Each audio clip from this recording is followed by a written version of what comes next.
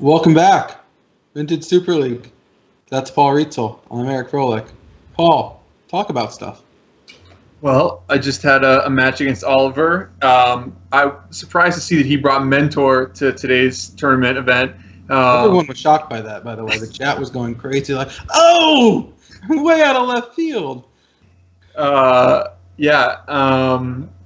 Game one, I double mulliganed, and he had a Library of Alexandria and Force of Will my first two spells. I just started F6ing every turn, and then eventually he ran out of things to do and lost. And then game two, he mulliganed, and not really sure what happened. I was on the draw, so I was up a few cards, and he never resolved anything to get him out of the mulligan. So I think I just had one extra card, basically. So two extra cards. So, one of those things. On one point in game one, I hate to break this to you. I know that this is not something that you encourage in Magic. Especially, I know you're not a gambling man. And I know you're, a pacifist at heart.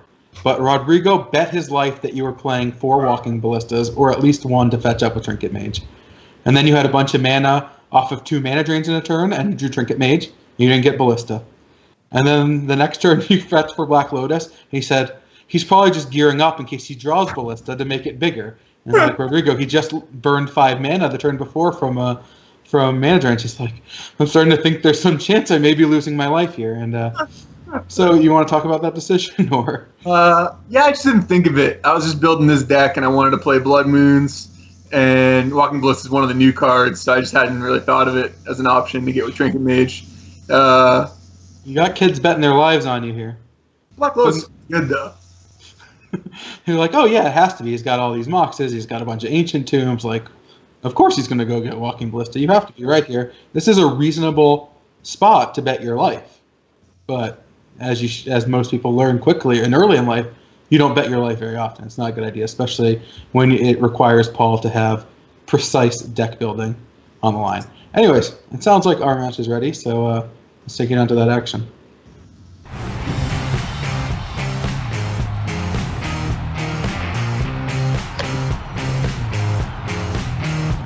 Sucks, man.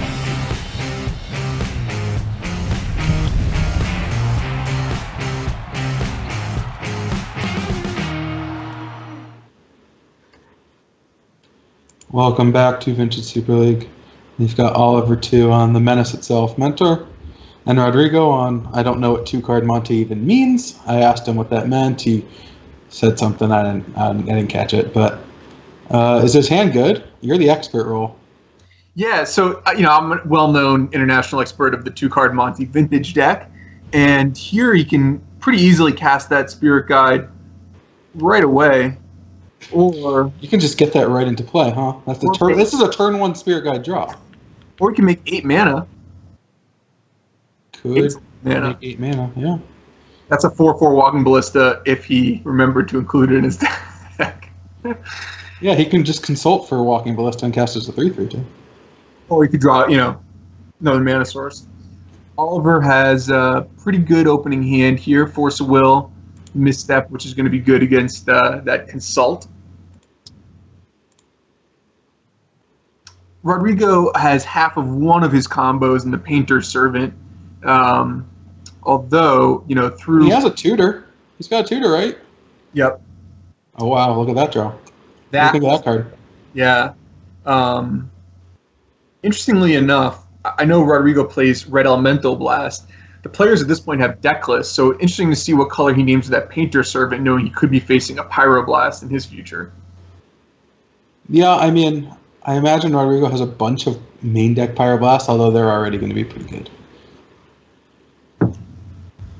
So we see Oliver has to Force a Will right away, and he chooses to get rid of that Mental Misstep, relying on the rest of his card draw to find him more interaction. Obviously, if he knew that Rodrigo's big finish was consulting for Grindstone, he would have chosen a different card to exile. This is really interesting, like exactly what you said. The main deck Pyroblast is going to be huge if Rodrigo goes down the route of potentially naming blue with his Painter Servant. So Oliver here casting his Preordain. What's the priority? I mean, you want to find pretty much any action, right? Or are you looking specifically for counter magic? I assume he's just looking for non-lands, anything he can cast, not gushes, non-lands, non-gushes. Right. Like if you found a mentor, you would just take the mentor and hope that your opponent's hand was pretty non-functional. Oh yeah, especially with a gush already in hand. That's kind of the best thing you can find, I'm guessing. Probe, pretty nice here, allowing him to get some more information, although, he's got all the lands in the world right now.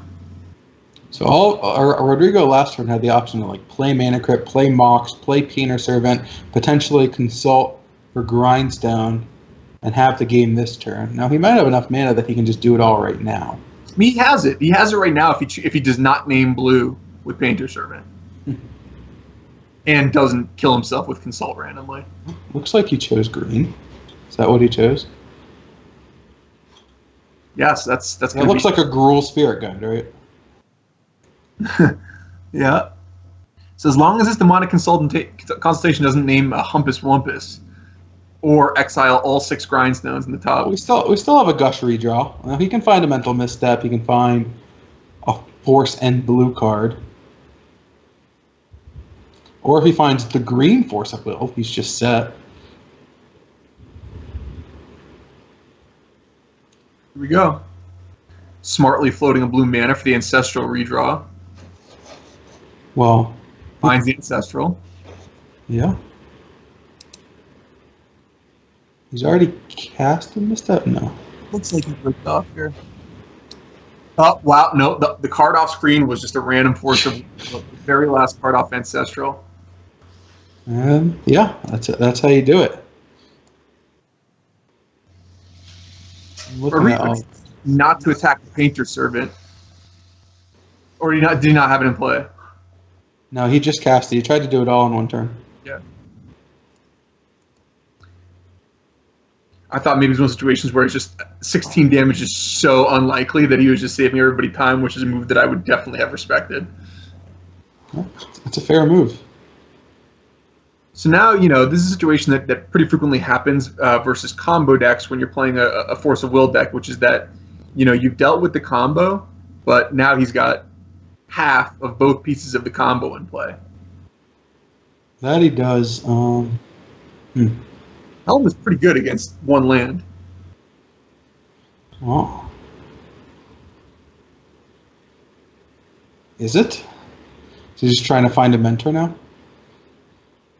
I guess a Jace would be pretty decent. You also have the option of just casting this monkey, seeing what happens. I guess he really doesn't want to put Mana Crypt into play right now. This is not a game that's looking like it's ending anytime specifically soon. Doesn't Helm mill pretty quickly? Or maybe I'm misunderstanding what the card does. I think you go X cards until you find a creature. Okay. And if you hit one, you sacrifice and you get that creature. But you have to pay X, and Workshop doesn't count. You can't use Workshop for abilities. So, he's gonna hit a creature at some point. Obviously, the Academies just counts as a ton. So now he just gets to use it for 7. So his odds of hitting a creature are definitely reasonably high. The creatures, though, are, I believe there's one more Jace in here. Yeah, there's one more Jace, 3 Monastery Mentors, and then a Snapcaster Mage that actually, if he looked at the list, if I'm Rodrigo, I'd only do it for 6 and leave that City of Brass out because there's a 1 out of 5 chance that the creature you hit is just Snapcaster Mage, in which case he could cast Consultation and actually win on the spot because, he can use Workshop to cast the Grindstone, you can't use it to activate, but he actually has 3 mana sitting in his hand. Now this big mill just turned Jace on. This Jace just got much better. Right. But as it stands, unless Oliver finds a win condition, the Helm will kill him in 4 turns. Is that accurate? No, because the Helm is going to hit a creature. Oh, it has to sacrifice. You don't get to choose. Yeah. I believe that you have to get whatever creature gets hit. As I said, I'm a kind of an expert of this 2-card Monty deck, so pretty intimately familiar with it. Well, I could just be wrong about what Helm does too. But yeah, I don't think that Helm can be a win condition. But Oliver's just going to go off now. Found Time Walk. He's got Jace. He can flashback Time Walk, although I guess he's not doing too much. Snapcaster. Man, all these cards It looked pretty weird with this Painter Servant in play. Oliver also has swords up now, so he is firmly in control. Yeah, once Swords to Plowshares takes care of the Painter Servant, then Rodrigo's best way to win is going to be something like a hard pass Ley Line of the Void. But we already see a Force of Will in Oliver's hands, so it kind of seems like he has all the bases covered right now. Mm-hmm.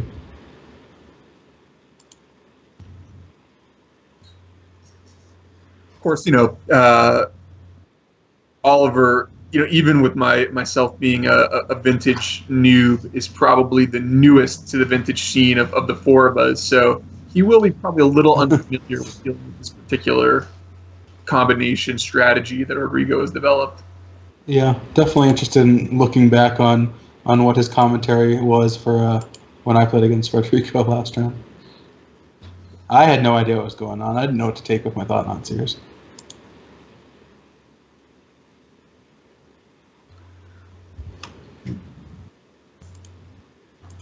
So we see Rodrigo with 2, 3, 4, 5, plus 5, 10, 11, 14 mana. 15 mana if you were to exile the Simian Spirit Guide, so not constrained there. Oh, yeah, he's got the mana. Only 13 of which you could use to activate Helm of Obedience.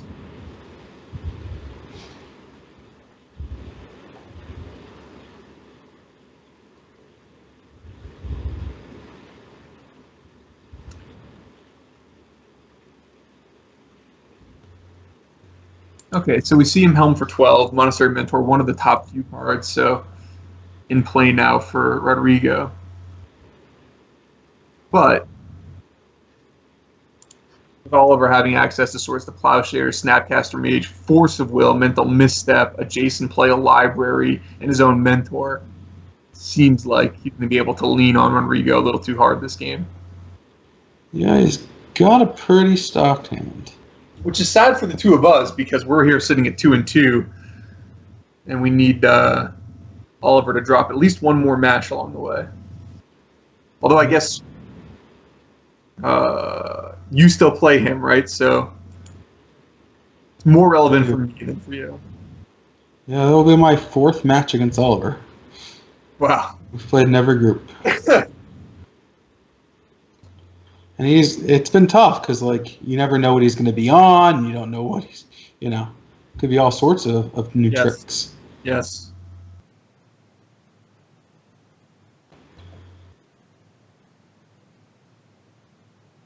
Right. He's cashing in that Jace right now to Time Walk. I guess he's trying to set up a kill next turn. Is that? Yeah, I mean, it's going to be hard not to be able to kill. Right. He's the ability to cast at least 1, 2, 3, 4, 5, 6 spells that we can see. Is that it? Yeah, Double Pyro, Ponder, Mental Misstep, Plow, Force. Oh, he's a Probe too. Yeah, he's gonna have some large creatures. Yeah, well, he could have Swords the Painter Servant to make the cards not be weird colors and also to gain 1 less life, so punt there. But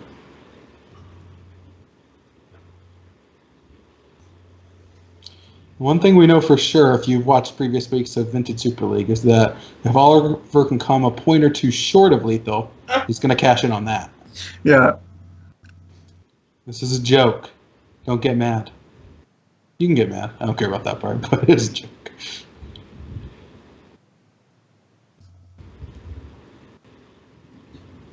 I'm shocked that Rodrigo is playing this out. On this particular turn. These are long nights. You got to conserve a little bit. I was playing once at the state championships of all of Massachusetts, and I was playing for the top 8 of the tournament. How did you get invited to that? It was open. It was an open tournament. I was looking for you to say I showed up, but okay. And my opponent mulliganed to 5 cards and missed their second land drop for multiple turns. I was able to assemble a Mirari and a Mirari's Wake and a Compulsion with maybe 8 or 9 lands out, and I had flashed back like Time Warp or Time Stretch or something like that.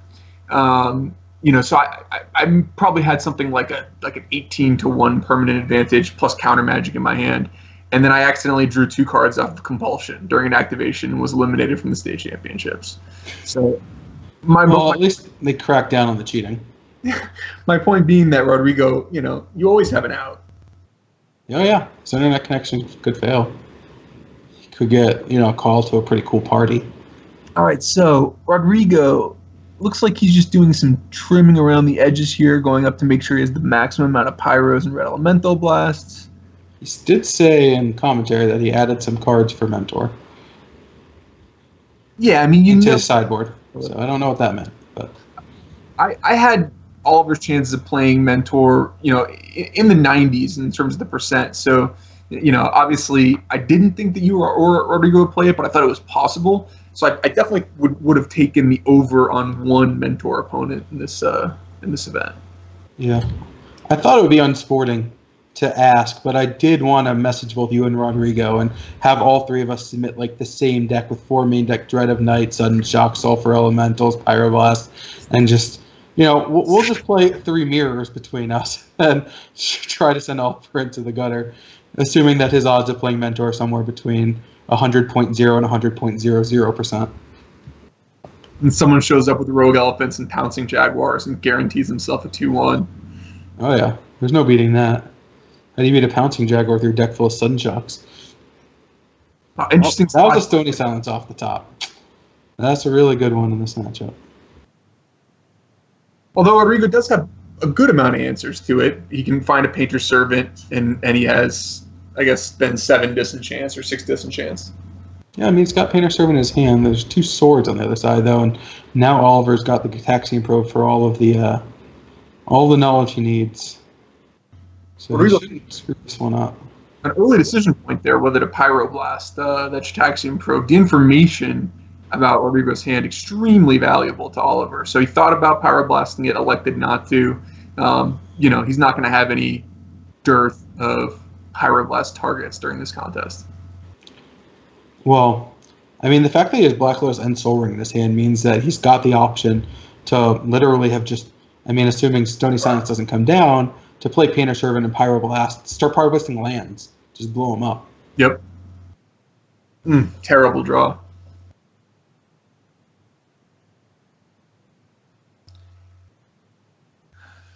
Yeah, now really, really tough spot with 2 missteps to stop the Pyroblasts. 2 plows, deal Painter Servant, Mentor, and Gush. Rodrigo, his ray of light is that Oliver, because of the Stony Silence himself, only has access to 1 mana. So he's going to need to find another blue source to be able to gush into that Mentor. It's going to take him a little while. Yeah, Rodrigo would not mind finding an Abrupt Decay. Or another Mox that does nothing. And those are 3 bad draw steps. If he found the land, he would probably just run out the Painter Servant, assuming that Pyroblast backup would help even against the swords, but... Alright, there's a land. I imagine that's what Rodrigo is going to do here. He might even just wait. I guess nothing is going on. He can just wait to draw more land. Yeah, I mean, obviously, if he knew Oliver's hand, he would wait, because the play of Painter Servant with Pyroblast is not going to work out at all. Strip Mine allows Oliver to get Jason to play. And now Oliver's going to have to think about a threat in addition to that Stony Silence.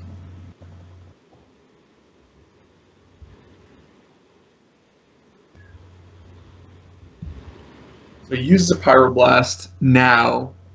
I think the theory being to bait out a potential misstep so that this Pyroblast can take out Stony Silence. But remember, if you're looking at all of Rodrigo's hand, even if he were to remove Stony Silence, his hand still doesn't do anything. He can only just make mana. Right. I mean, this Layla in the Void is actually strangely interesting.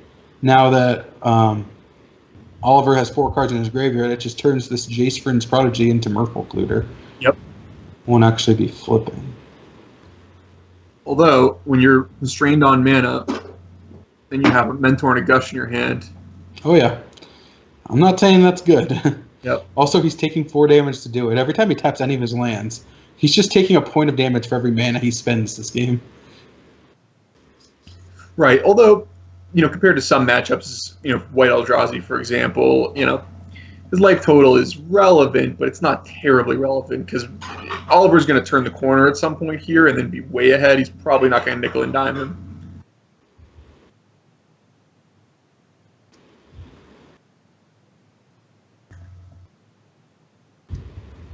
Does resolve Leyline in the void.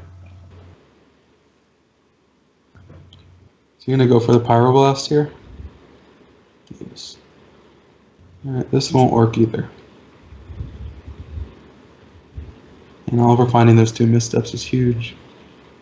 So, the theory being here, I think, from Rodrigo, just the looting effect is too big of a threat, and so he went to Pyroblast the Jace, didn't work out. He feels, with the Painter Servant in hand, multiple other Pyroblast effects in his deck, plus access to Abrupt Decay, that he'll find an answer to Stony Silence eventually, but he needs to deal with his Jace now before the card quality and selection buries him. Yeah, he's looking pretty buried right now. Right. So the problem here with some of these combination decks that seek to assemble a specific combination of cards is that when your opponent finds a countermeasure and is able to get it out proactively and your draw doesn't line up well, you need to first find a countermeasure to their countermeasure, and then you need to also find a combo. If that helm could get in play, he's just got to find an answer for just the Stony Silence. Right. Oliver using the Strip Mine, taking out the Ancient Tomb, and preventing that. This game could have been real interesting, because Abrupt Decay would have just ended it on the spot. Right. Well, those were some good finds. Yeah, so this turn, He's going to get up to 2 mana. Next turn, regardless of whether he draws a land, he'll have access to a 3rd mana due to Gush. Although getting rid of that Dak Faden could haunt him if, let's say, Rodrigo finds a land and plays Helm. If he doesn't find an answer to it, then potential disenchant effect could win the game. Oh, well, there's disenchant, so never mind.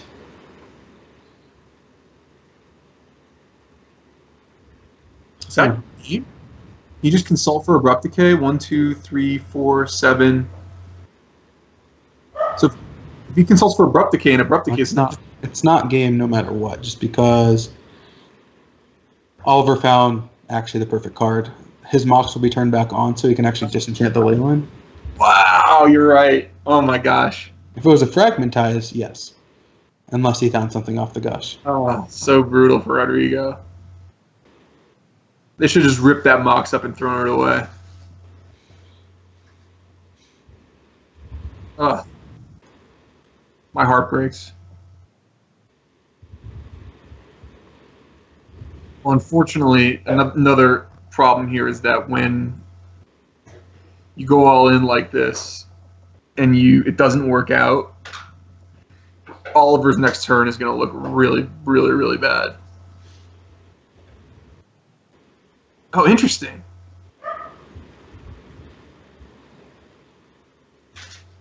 So he goes for the Painter's Servant first. So he's not going to go for the combo kill here.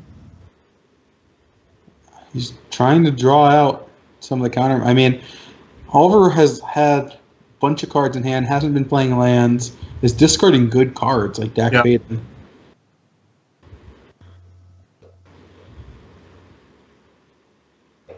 Wow, there's a black Lotus in play. So he's going to disenchant the Leyline here. It's going to let him disenchant on his turn as well if he chooses. There's nothing to disenchant, so that seems kind of weird.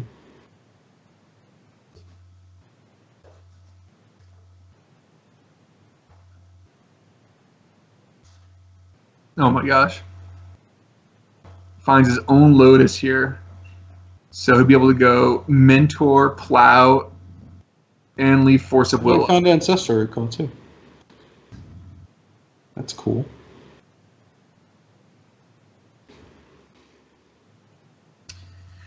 Yeah, this is starting to... it just seemed like Rodrigo was so for a few turns there. It's like he's right on the precipice of snatching this game away, but never was able to quite assemble the combination of cards that he needed. And unfortunately now, as you see happen pretty frequently in Vintage, once a blue deck starts going with the card drawing, it starts to cascade an advantage. True. Yeah, one turn earlier, and that would have gotten the job done.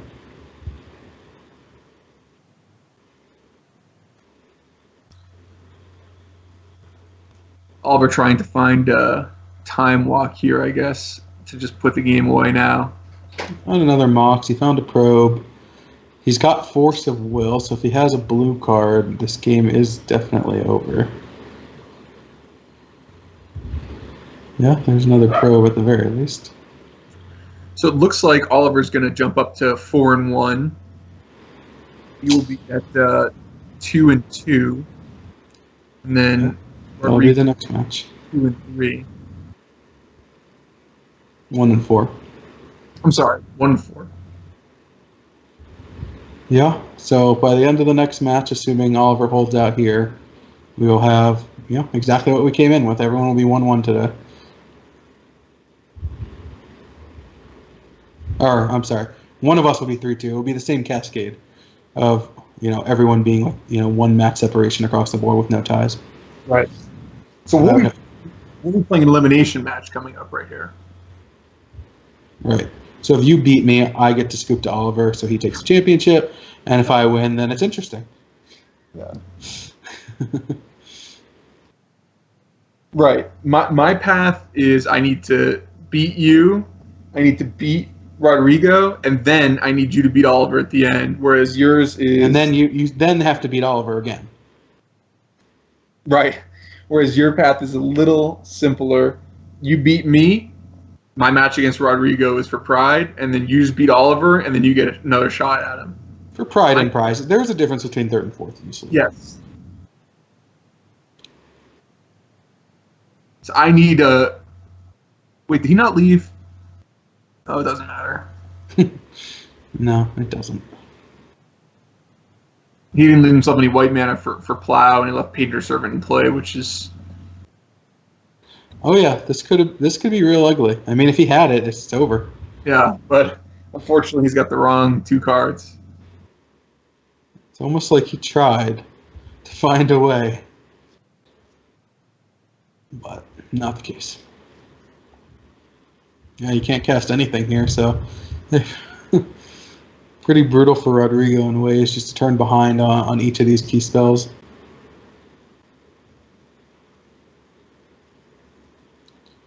All right, so Oliver gets to breathe the sigh of relief as it's not the right one.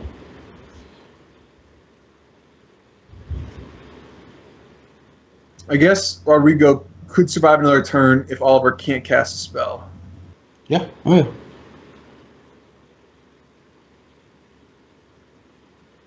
He found a way to cast a spell.